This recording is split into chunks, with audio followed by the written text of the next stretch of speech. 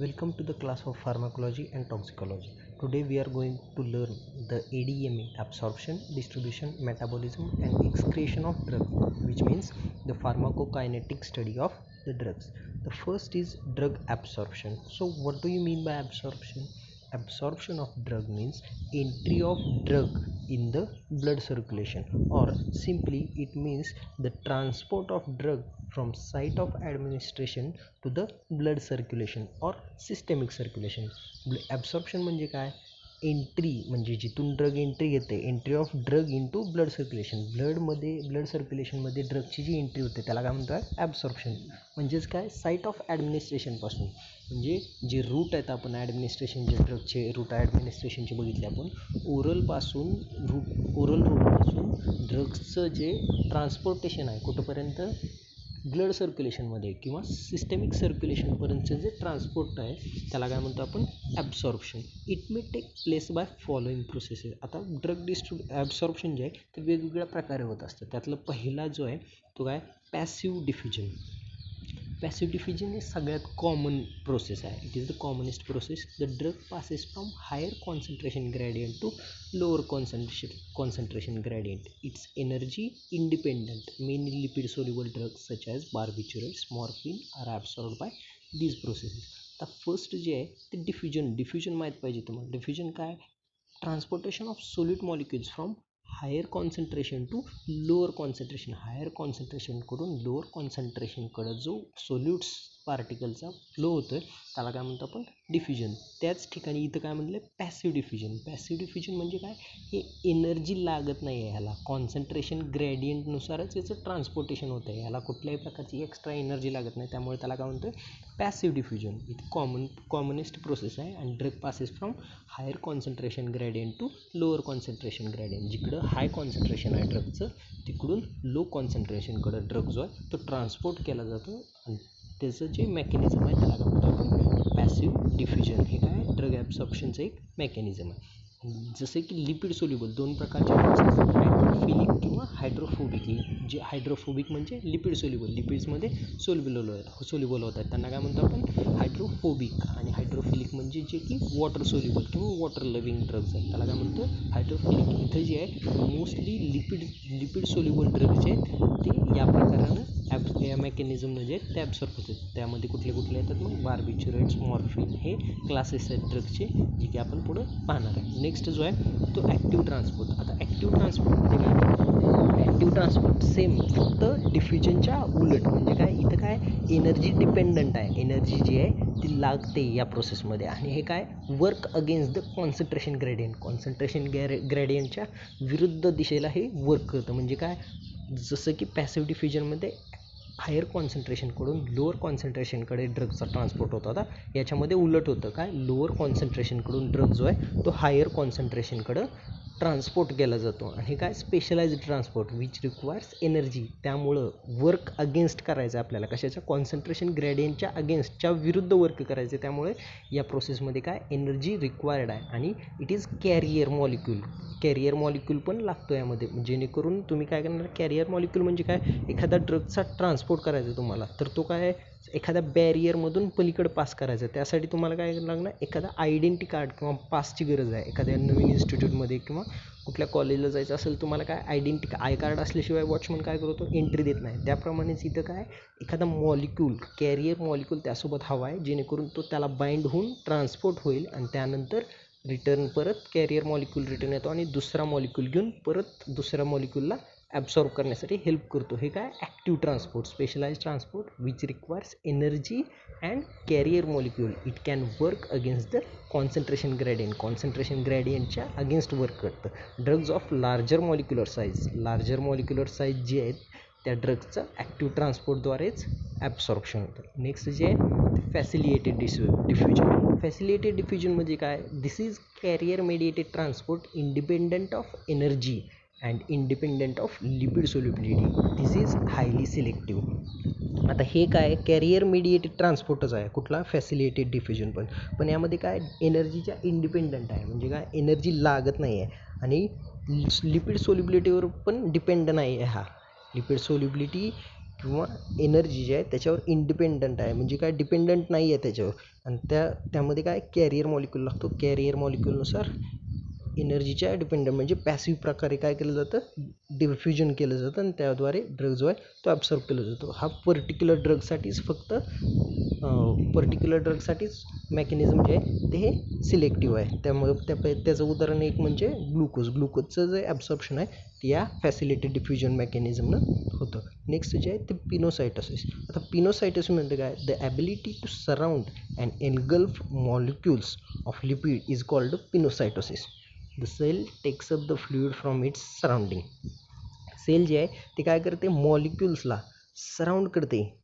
The ability to surround and engulf molecules of liquid molecules जे आहेत त्यांना काय करतं, सराउंड करतं आणि त्यांना गिळंकृत एनगल्फ करण्याचं काम करतं. आणि त्या प्रोसेसला काय म्हणतोय, pinocytosis. In case of liquid only, liquid केसमध्ये त्याला पिनोसायटोसिस म्हणतात. आणि त्याच्याऐवजी जर सॉलिड पार्टिकल असेल, फूड पार्टिकल्स असतील तर त्याला काय म्हणतो, फॅगोसायटोसिस. इथं लिक्विडच्या टर्म्समध्ये, त्यामुळे त्याला काय म्हणतो आपण, pinocytosis. The cell takes up the fluid from its surrounding. Cell काय करते, कडेनं फ्लुइड घेते आणि त्यानुसार ते काय करतं, सराउंड करतं कशाला, लिक्विडला. आणि ते काय करतं, त्यांना एनगल्फ करण्याचं काम करतं आणि त्याद्वारे ॲब्सॉर्प्शन होतं. त्याला काय म्हणतो आपण, पिनोसायटोसिस मेकॅनिझम. कशाचं, ड्रग्सच्या ॲब्सॉर्प्शनचं. नेक्स्ट जो आहे तो फिल्ट्रेशन. आता फिल्ट्रेशन सिम्पल फेनॉमेना आहे. जसं की तुमचे दोन सेल्स आहेत, दोन सेल्सच्या मध्ये जो स्पेस असतो, पोर्स असते, त्या पोर्सद्वारे किंवा मेम्ब्रेनवरती जे पोर्स आहेत त्या पोर्समधनं ड्रग जो आहे तो फिल्टर केल्याप्रमाणे काय केला जातो,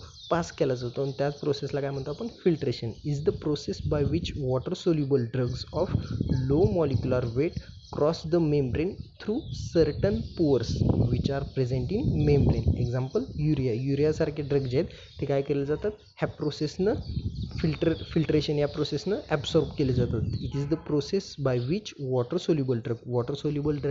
सोल्युबल असलेले ड्रग, त्यासोबतच त्यांचं मॉलिक्युलर वेट काय पाहिजे, कमी पाहिजे. मॉलिक्युलर वेट कमी म्हणजे त्यांची साईज कमी असते, molecular size.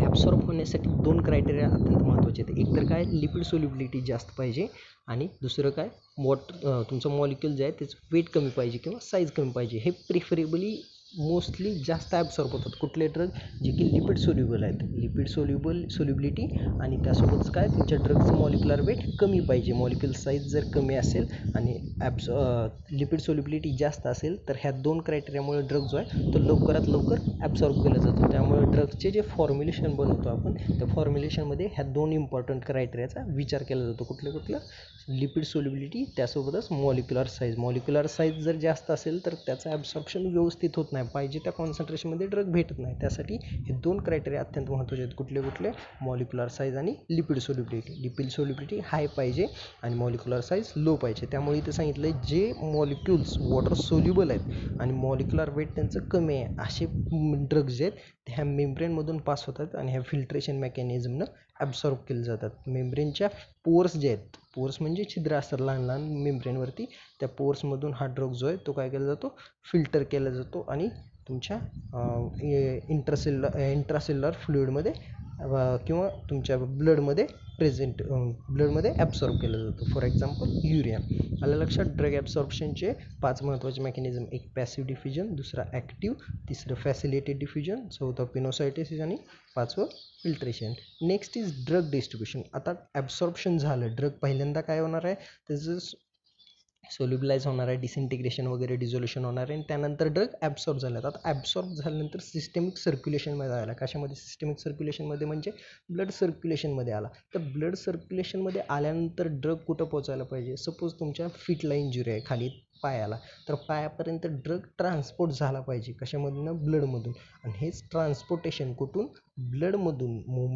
Drug distribution refers to the movement of drug to and from the blood and various tissues of the body. म्हणजेच काय, reversible transfer of drugs from one compartment to another compartment. म्हणजे blood circulation किंवा systemic सर्क्युलेशनपासून site of इंजुरीपर्यंत ड्रगचा जो transport केला जातो, काय, साईट ऑफ इंजुरीपर्यंत, जिथं जखम झाले किंवा जिथं वेदना आहेत त्या साईट ऑफ ॲक्शनपर्यंत ड्रग ट्रान्सपोर्ट करणं. कुठून, ब्लडपासून साईट ऑफ ॲक्शनपर्यंत, म्हणजे तिथल्या टिश्यूमध्ये तो ड्रग काय करणं, नेऊन पोचवणं. ह्याची जी प्रोसेस आहे त्याला काय म्हणतो, drug distribution. Drug distribution refers to the movement of drug to and from the blood and blood to the various tissues of the body.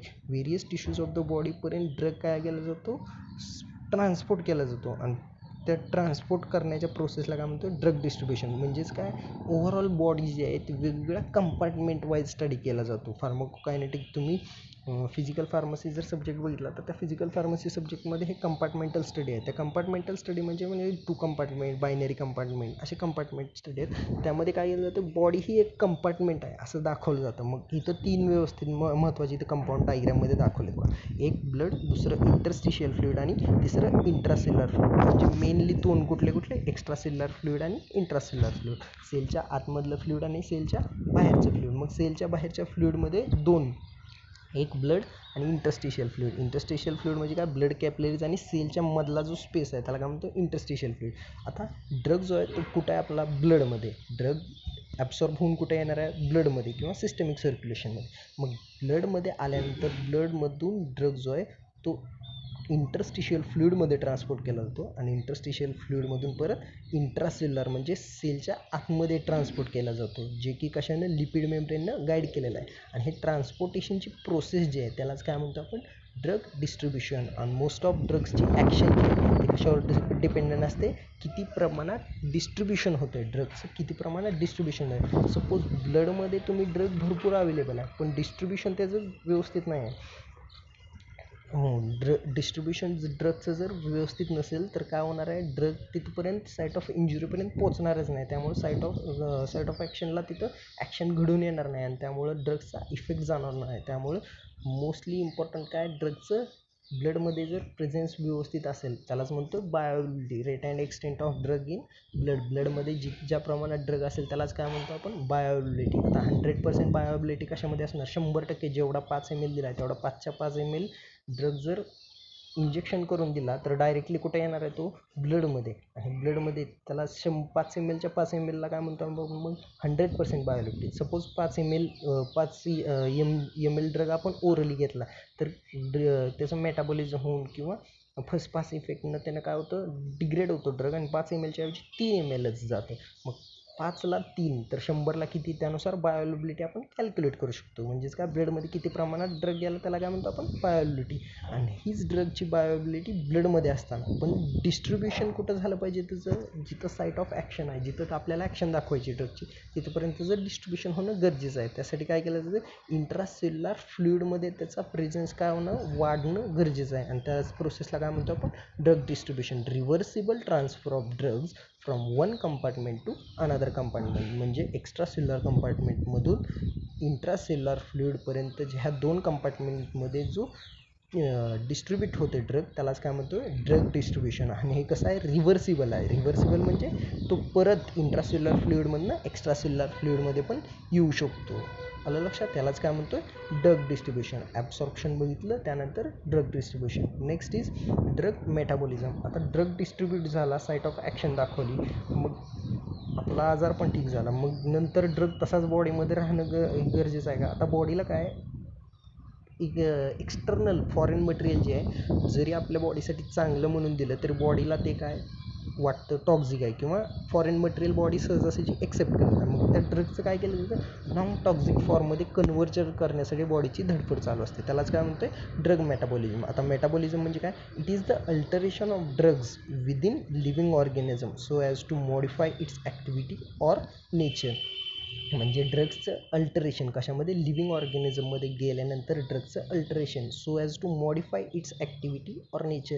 त्याची ॲक्टिव्हिटी मॉडिफाय करण्यासाठी किंवा त्याचं नेचर बदलण्यासाठी जे अल्टरेशन केलं जातं ड्रग्जमध्ये त्याला काय म्हणतो आपण, मेटाबॉलिझम. आणि मोस्टली हे काय असतं, नॉन टॉक्झिक फॉर्ममध्ये कन्व्हर्जन करण्यासाठी केलं जातं. कुठलं, मेटाबॉलिझम. ड्रगचं मेटाबॉलिझम जे आहे जनरली मोस्टली काय केलं, मेटाबॉलिझम झाल्यानंतर जो येणारा प्रोडक्ट आहे ड्रगचा तो काय असतो, मोस्टली नॉन टॉक्झिक असतो. पण इन केस ऑफ प्रोड्रगच्या केसमध्ये काय असतो, तो ॲक्टिव्ह फॉर्ममध्ये कन्व्हर्जन होतं. ते प्रोड्रग काय आहे आपण पुढं बघणार आहे. It is the chemical transformation of drug. Another definition, it is the chemical transformation of drug from one form to another within the body to make it easier for excretion.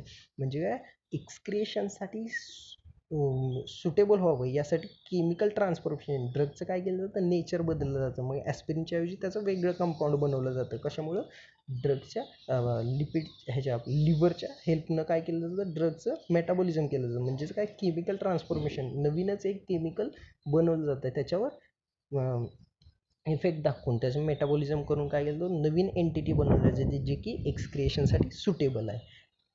आलं लक्षात. Metabolism म्हणजे काय, it is the chemical transformation of drug from one form to another within the body to make it easier for एक्सक्रिएशनसाठी easy व्हावा drug, यासाठी त्याचं एखाद्या दुसऱ्या केमिकलमध्ये ट्रान्सफॉर्मेशन करून आणलं जातं. त्यालाच काय म्हणतो आपण, मेटाबॉलिझम. आता फर्स्ट पास इफेक्ट मी पहिल्यांदा म्हणलो होतो, त्याचं काय, first pass effect, a first pass effect is defined as a rapid uptake and metabolism of an agent into inactive compounds by the liver immediately after enteric absorption and before it reaches the systemic circulation. आता हा first pass effect generally कशासोबत आहे, mainly oral route of ॲडमिनिस्ट्रेशनमध्ये first pass effect जास्त दिसून येतो. जर I व्हीनं दिलं तर डायरेक्टली ब्लड कुठं आहे, सिस्टेमिक सर्क्युलेशनमध्ये, त्या केसमध्ये फर्स्ट पास इफेक्ट दिसून येत नाही. पण इथं काय आहे, फर्स्ट पास इफेक्टमध्ये आपण लिव्हर शिकलो आहे. लिव्हर काय सांगितलं, लिव्हर इज काय, तुमचा चेक पोस्ट आहे. काय, liver is body check post. म्हणजे काय, ओरली जर ड्रग घेतला तुम्ही तर तो ॲब्सॉर्ब झाल्यानंतर लगेच्या लगे पूर्ण सिस्टेमिक सर्क्युलेशननं बॉडीमध्ये डिस्ट्रीब्यूट केला जात नाही. तो काय केला जातो, पहिल्यांदा लिव्हरकडे नेला जातो. लिव्हर काय करतो, त्यांना डिटॉक्झिफाय करण्याचं काम करतो. काय करतो, त्यांना नॉन टॉक्झिक फॉर्ममध्ये कन्वर्ट करण्याचं काम करतो. आता हे ड्रग जे खाल्लेले आहेत आपले सगळे, ते काय, बॉडीसाठी एक्सटर्नल मटेरियल किंवा फॉरेन मटेरियल आहे. जरी ते बॉडीच्या चांगल्यासाठी आपण खाल्लेले असले तरी बॉडी त्यांना एक्सेप्ट करत नाही, कारण ते एक्सटर्नल फॅक्टर्स आहेत जे की फॉरेन मटेरियल्स आहेत, म्हणजे बाहेरचे आहेत. त्यामुळे बॉडी त्यांना सहजासहजी एक्सेप्ट करत नाही. त्यासाठी काय केलं जातं, लिव्हरकडे नेलं जातं त्या ड्रग्सला. आणि काही प्रमाणात ड्रग्स जे आहे त्याचं मेटाबॉलिझम केलं जातं. कुठं, लिव्हरमध्ये. त्यालाच काय म्हणतो आपण, फर्स्ट पास इफेक्ट. सपोज त्यामुळेच डोस आहे, ड्रगचा जो डोस आहे तो कॅल्क्युलेट कसा केला जातो, ह्या फर्स्ट पास इफेक्टनं. जरी तुम्हाला 200 मिलीग्रॅमची टॅबलेट ड्रग आवश्यक असला तरी पण टॅबलेट कितीची कॅल्क्युलेट करून 500 मिलीग्रॅमची बनवली जाते, जेणेकरून फर्स्ट पास इफेक्ट नंतर 200 मिलीग्रॅम ड्रग राहावा. कशामध्ये, टॅबलेटमध्ये. सपोज तुम्ही जर 200 मिलीग्रॅमचीच टॅबलेट दिली आणि फर्स्ट पास इफेक्टमध्ये 100 मिलीग्रॅम जर संपून गेला, काय, फर्स्ट पास इफेक्टनं 100 मिलीग्रॅम ड्रगचं जर नॉन टॉक्झिक फॉर्ममध्ये कन्व्हर्जन केलं तर ते नॉन टॉक्झिक फॉर्ममध्ये कन्व्हर्जन केल्यानंतर तो ड्रग काय होणार आहे, एक्सक्रीट होणार आहे. पण उरलेलं 100 mg काय होतो, तुम्हाला इफेक्ट दाखवण्यासाठी पुरेसा नाही आहे. पर्टिक्युलर एक कॉन्सन्ट्रेशन लागतं ड्रगचं इफेक्ट दाखवण्यासाठी. तर तेवढं कॉन्सन्ट्रेशन अचीव होणं, तेवढं कॉन्सन्ट्रेशन त्या टिश्यूजमध्ये असणं गरजेचं आहे. त्यासाठी आपण काय करतो, हा फर्स्ट पास इफेक्ट कॅल्क्युलेट करूनच डोस ठरवतो, जेणेकरून फर्स्ट पास इफेक्ट झाल्यानंतर, म्हणजेच काय, मेटाबॉलिझम झाल्यानंतर सुद्धा आपल्याला ड्रग 200 मिलीग्रॅम अवेलेबल राहायला पाहिजे. यासाठी आपण काय करतो, सपोज म्हणजे एक्झाम्पल देतो आहे फक्त, काय, 500 मिलीग्रॅमची टॅबलेट बनवतो, जेणेकरून 300 मिलीग्रॅम जरी फर्स्ट पास इफेक्टनं ड्रग डिटॉक्झिफाय झाला किंवा नॉन टॉक्झिक फॉर्ममध्ये कन्व्हर्जन केलं तरीसुद्धा आपला 200 मिलीग्रॅम ड्रग जो आहे तो टिश्यूजपर्यंत रीच झाला पाहिजे, जेणेकरून आपल्याला इफेक्ट दिसून आला पाहिजे. यालाच काय म्हणतो आहे, first pass effect. Next is drug excretion. आता ॲब्सॉर्प्शन झालं, त्यानंतर आपण ड्रगचं डिस्ट्रीब्युशन केलं, मेटाबॉलिझम झालं. आता काय, एक्सक्रिएशन. मेटाबॉलिझम झाल्यानंतर ड्रग काय केलं जातो, बॉडीच्या बाहेर एक्सक्रीट केला जातो. आता इम्पॉर्टंट चॅनल्स कुठले आहेत, फर्स्ट आपल्याला सगळ्यात नोन असलेला किडनीज, दुसरा जो आहे तो लंग्स, थर्ड जो आहे इंटेस्टाईन, फोर्थ स्किन, फिफ्थ बाईल आणि सिक्स्थ सलायवा आणि सेवन्थ मिल्क. या वेगवेगळ्या चॅनल्सद्वारे ड्रग काय केला जातो, एक्सक्रीट म्हणजे बॉडीच्या बाहेर टाकून दिला जातो. फर्स्टली जे आहेत kidneys, most of the drugs are excreted in urine. Weak acids are quickly excreted in alkaline urine and vice versa. आता किडनीज जो आहे तो मेजर ऑर्गन आहे एक्सक्रिएशनचा. सगळ्यात जास्त ड्रग जे आहेत, मोस्ट ड्रग्ज जे आहेत ते काय केलं जातं, युरिनद्वारेच एक्सक्रिएट केलं जातं. इन केस वीक ॲसिड, जर ड्रग तुमचा वीक ॲसिड असेल तर त्याचं एक्सक्रिएशन जे आहे ते अल्कलाइन युरिन म्हणजे बेसिक युरिनमध्ये केलं जातं. जर वीक ॲसिडिक ड्रग असेल तर त्याचं एक्सक्रिएशन जे आहे ते बेसिक युरिनमध्ये केलं जातं. तर वीक बेस जर ड्रग असेल तर त्याचं काय केलं जातं, ॲसिडिक युरिनमध्ये एक्सक्रिएशन केलं जातं. व्हाईस वर्सा म्हणजे याच्या उलट बरोबर, म्हणजे काय, वीक ॲसिडचं एक्सक्रिएशन बेसिक युरिनमध्ये तर वीक बेस ड्रगचं ॲसिडिक युरिनमध्ये एक्सक्रिएशन केलं जातं. म्हणजे उलट वीक ॲसिड असेल तर त्याचं एक्सक्रिएशन अल्कलाईन म्हणजेच काय बेसिक युरिनमधनं एक्सक्रिएशन केलं जातं, आणि वीक बेस जर असेल तर त्याचं एक्सक्रिएशन ॲसिडिक युरिनमध्ये केलं जातं. नेक्स्ट जो आहे तो लंग्स. हे आपण अगोदर पण सांगितलं आहे. तर काय अल्कोहोल जर घेतलं तर वास आलेला, अल्कोहोल पिलेला माणूस कसं ओळखतो आपल्याला, वास येतो त्याचा. कशामुळं? श्वासातनं. ह्याच्यावरून काय लक्षात आहे आपल्या, अल्कोहोलसारखे जे ड्रग्ज आहेत किंवा जनरल ॲनेस्थेटिक्स आहेत ते काय केलं जातं, लंग्सद्वारे गॅसियस एक्सक्रिएशन केलं जातं. गॅसेसच्या फॉर्ममध्ये त्यांचं एक्सक्रिएशन चाललं. लंग्स काय केलं जातं, excretion of gaseous inhalant. For example volatile general anaesthetics, alcohols, paraldehyde असे जे ड्रग्ज आहेत त्यांचं काय केलं, एक्सक्रिएशन लंग्सद्वारे केलं जातं. हवेद्वारे गॅसियस फॉर्ममध्ये त्यांचं एक्सक्रिएशन केलं जातं. Next is intestine. इंटेस्टाईनमध्ये purgatives like senna are partly excreted in intestine. Heavy metals also through faeces. म्हणजे फिकल मॅटर जे आहे इंटेस्टाईनमधलं फिकल मॅटर, त्या फिकल मॅटरमधनं पर्गेटिव्ह ड्रग्ज जे आहेत, पर्गेटिव्ह आणि लायझेटिव्ह ड्रग्ज जे आहेत सेन्नासारखे त्या, आणि हेवी मेटल्स जे आहेत त्यांचं फिसेसमधनं जे एक्सक्रिएशन केलं जातं थ्रू इंटेस्टाईनमधनं एक्सक्रिएशन केलं जातं. नेक्स्ट जे आहे स्किन.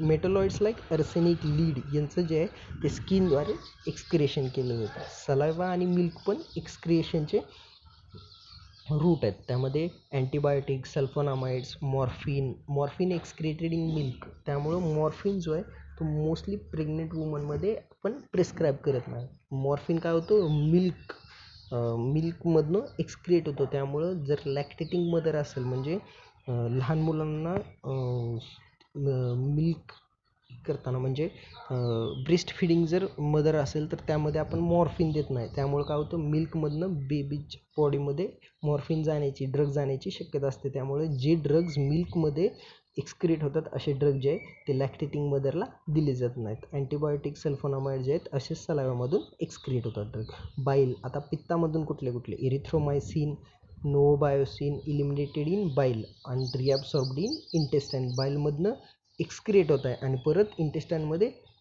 रिॲब्सॉर्ब होत आहे. त्यामुळे त्यांची ॲक्शन जी आहे ती प्रोलॉंग्ड टाईमसाठी रिमेन राहते. म्हणजे बऱ्याच काळासाठी त्यांची ॲक्शन दिसून येते, कारण ते एक्सक्रिएट कुठं होतात, बाईलमधनं, आणि बाईल कुठं एक्सक्रिएट होतो, इंटेस्टाईनमध्ये.